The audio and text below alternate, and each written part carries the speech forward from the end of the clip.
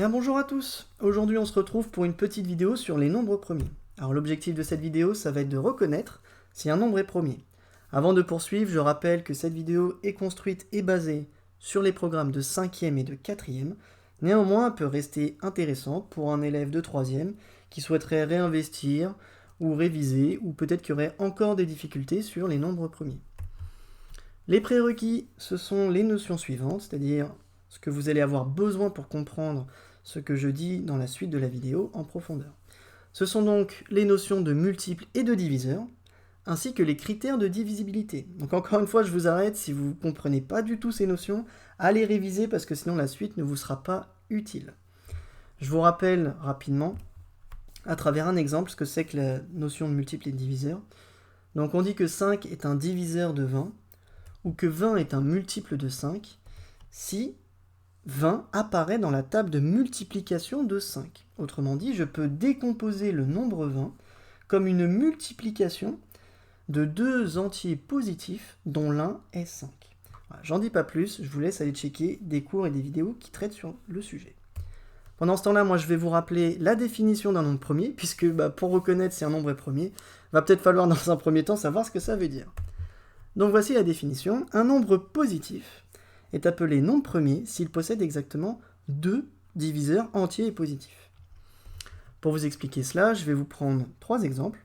Et le premier, c'est le nombre 3, et on se demande si 3 est un nombre premier. Et la réponse est oui, car il ne possède que deux diviseurs entiers et positifs, qui sont 1 et 3. Donc voilà, je vous arrête rapidement.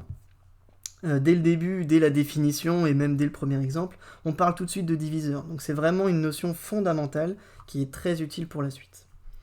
En ce qui concerne les deux autres exemples, vous vous en doutez, ça ne va pas être des nombres premiers, mais leur raison est différente. Alors moins 7, c'est pas un nombre premier parce que c'est un nombre négatif. Et j'ai précisé dans la définition que seuls les nombres positifs pouvaient être appelés des nombres premiers. Quant à 10, eh bien lui, il n'est pas un nombre premier car il possède 4 diviseurs entiers et positifs, et non seulement 2. Et ce sont 1, 2, 5 et 10. Donc j'en dis pas plus. Je vous donne quand même la liste des premiers nombres premiers. Alors pourquoi une liste ? Parce que vous apprendrez peut-être dans la suite de votre scolarité en mathématiques que l'ensemble des nombres premiers est infini. Ça veut dire qu'il existe une infinité de nombres premiers. Et les premiers de la liste, ce sont 2, 3, 5 et 7. Voilà pour la petite aparté, on revient sur l'objectif de la vidéo. Et pour répondre à cet objectif, on va prendre un exemple.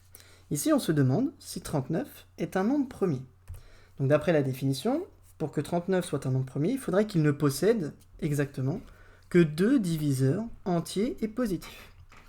Donc comme je l'ai fait avec mon petit exemple sur l'explication de la notion de multiples et diviseurs, je vais essayer de décomposer 39 en multiplication de deux nombres entiers.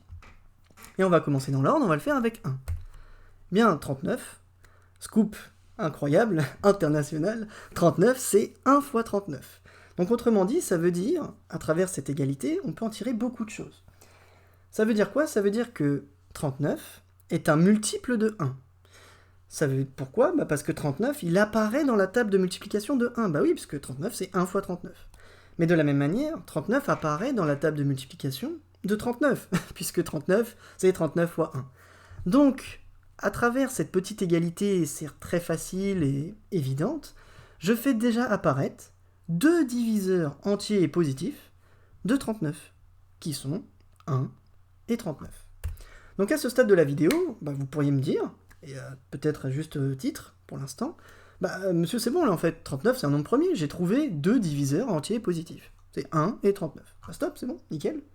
Mais en fait non, parce que si je parviens à en trouver d'autres, si je parviens à décomposer 39 avec une autre multiplication, qui fait intervenir des nombres entiers et positifs, alors 39 ne sera plus un nombre premier. Donc du coup le travail ne s'arrête pas là, il va falloir faire un petit travail d'investigation, de chercher tous les diviseurs de 39. Donc finalement ça revient à faire la liste des diviseurs de 39. Si j'en trouve que 2, c'est un nombre premier. Si j'en trouve plus que 2, ça n'est pas un nombre premier. Donc continuons notre petite investigation. 39, c'est 2 fois 19,5. Ah mais là je suis embêté, parce que 19,5 ça n'est pas un entier. 19,5 a une partie décimale non nulle, 0,5. Et donc finalement, autrement dit, je peux dire que 39 n'apparaît pas dans la table de 2. Donc jusqu'à présent, à cette étape du raisonnement, j'ai toujours uniquement 2 diviseurs entiers et positifs. Mais le travail ne s'arrête pas là. Puisque en décomposant avec 3, je me rends compte que 39, en fait, c'est 3 fois 13. Autrement dit, ça veut dire que 39 est un multiple de 3. Ou encore que 39 est un multiple de 13. Ou encore une autre manière de dire, 39 apparaît dans la table de 3, dans la table de multiplication de 3, et il apparaît aussi dans la table de multiplication de 13. Donc ça veut dire qu'à ce stade-là du raisonnement, j'ai trouvé 4 diviseurs entiers et positifs de 39. Donc je pourrais conclure directement, et ce ne serait pas faux, enfin complètement juste d'ailleurs même, de dire que 39 n'est pas un nombre premier à ce stade du raisonnement. Néanmoins, moi je vais poursuivre la démarche dans le cas où vous êtes amené à faire des exemples peut-être plus compliqués que 39. Et donc je vais vous présenter la décomposition de 39 avec tous les autres nombres jusqu'à faire le tour. Et vous allez comprendre très vite. 39, c'est 4 fois 9, 75. Donc autrement dit, 39 n'apparaît pas dans la table de 4. Donc 4 n'est pas un diviseur de 39.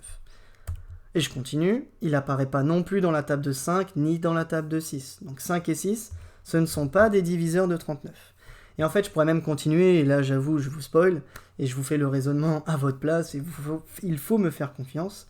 39 n'apparaît pas dans la table de 7, ni dans la table de 8, ni dans la table de 9, ni dans la table de 10, ni dans la table de 11, et enfin ni dans la table de 12, mais il apparaît dans la table de 13. Et donc je viens de faire le tour, si vous voulez, de tous les diviseurs possibles de 39, en revenant sur quelque chose que j'ai déjà écrit, c'est-à-dire que 39 est dans la table de 13.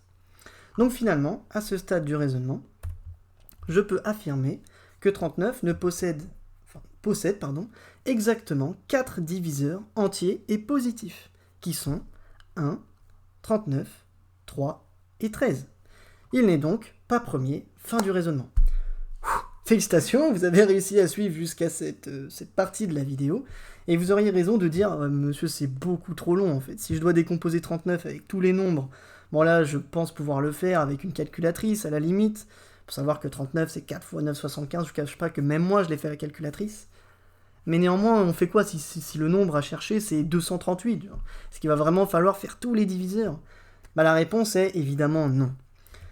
Je vais vous donner donc ici trois petites astuces, et la première, bah oui, elle paraît évidente, mais c'est connaître ces tables. En fait, vous n'aurez pas besoin de trouver la décomposition de 39 avec 2, si d'avance, vous savez que 39 n'est pas dans la table de 2. Autrement dit, que 2 n'est pas un diviseur de 39. Et ça, on peut le faire très vite, avec du coup ma deuxième astuce, qui est les critères de divisibilité. Je vous en avais parlé dès les prérequis, et c'est ici qu'ils arrivent. En fait, j'aurais pu savoir que 39 apparaissait dans la table de 3 très rapidement. Pour cela, je vous laisse consulter le critère de divisibilité par 3. Je vous laisse regarder, checker. Néanmoins, je ne vais pas commenter ça, parce que pour moi, c'est une notion plus de multiples et de diviseurs que de nombres premiers. Moi, je vais m'attarder sur comment est-ce qu'on fait pour aller vite dans la recherche des diviseurs. Donc ça, c'est ma deuxième astuce. En ce qui concerne la troisième astuce, elle est un petit peu plus experte. Et en fait, qu'est-ce qu'elle permet de dire ? Elle permet de dire que si 39 n'est pas un multiple de 2, alors 39 ne va pas être un multiple de 4, ni un multiple de 6, ni un multiple de 8, et de 10, et en fait de tous les multiples de 2. Encore une fois, je ne vais pas commenter ça, je vous laisse méditer sur cette phrase qui est extrêmement importante pour la suite, parce que ça vous permet d'aller beaucoup plus vite en fait. Parce que si vous savez que 39 n'est pas un multiple de 2, il ne faut même pas se poser la question pour 4, pour 6, pour tous les multiples de 2, parce que vous savez que ça ne marchera pas en fait. Donc voilà, si vous n'êtes pas convaincu, encore une fois, allez checker votre cours sur les multiples. Et en fait, qu'est-ce que cette astuce numéro 3 nous permet de dire et nous permet de faire ? C'est un truc super rapide mais aussi très rigolo, c'est que ça nous permet de chercher, finalement, uniquement si 39 est un multiple des nombres premiers. Alors là, je vous vois venir, attendez monsieur, attendez.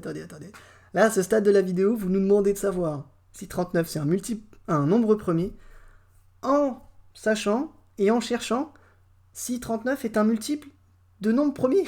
Donc du coup, ça fait une boucle en fait, parce qu'on cherche les nombres premiers avec les autres nombres premiers. Et ben vous auriez raison, en fait, la méthode pour aller le plus vite, en fait, finalement, c'est de chercher si les nombres premiers, les premiers nombres premiers, sont des diviseurs de 39. Voilà, je m'arrête là pour l'explication. Je vous laisse méditer là-dessus, c'est assez rigolo. C'est pour moi l'une des notions en 5e, 4e qui permet ce genre de petit raisonnement récursif. Donc voilà, je vous laisse vous exercer à travers des exercices comme d'habitude dans chaque fin de vidéo. Cette fois, je vais peut-être commenter rapidement la correction de chacun. Donc je vous laisse mettre pause et moi je vous affiche la correction. Donc ici par exemple, je vous commente juste les deux premiers. Pourquoi est-ce que 27 n'est pas premier? Parce qu'on peut écrire 27 comme étant 9 fois 3. Ça veut dire que 27 apparaît dans la table de 3 ainsi que dans la table de 9. Donc il n'est pas premier puisqu'il possède plus que 2 diviseurs entiers positifs, il en possède en fait 4. Pareil pour 136. Pareil pour 91, qui lui est vraiment difficile, puisqu'il apparaît dans la table de 7 et de 13, et clairement c'est des tables de multiplication qu'on n'aime pas beaucoup. Autant la table de 3, de 9, de 10, de 2, ça passe, mais celle de 7 et de 13, elle est vraiment difficile. Voilà, donc j'espère avoir pu vous aider, peut-être débloquer certains dans leur révision, ou dans leur apprentissage des nombres premiers. C'était assez rigolo pour moi de faire cette vidéo, puisque j'essaye de faire un contenu qui est un peu plus théorique, qui n'est donc pas juste une résolution bête et méchante des exercices. J'essaye de vous apporter des méthodes et surtout une démarche expérimentale qui est, pour moi, fondamentale, qui est donc la recherche, la modélisation, etc., qui sont des compétences en maths très importantes. Bref, surtout n'oubliez pas, le plus important en maths, ce ne sont pas les résultats, c'est ce que vous en faites.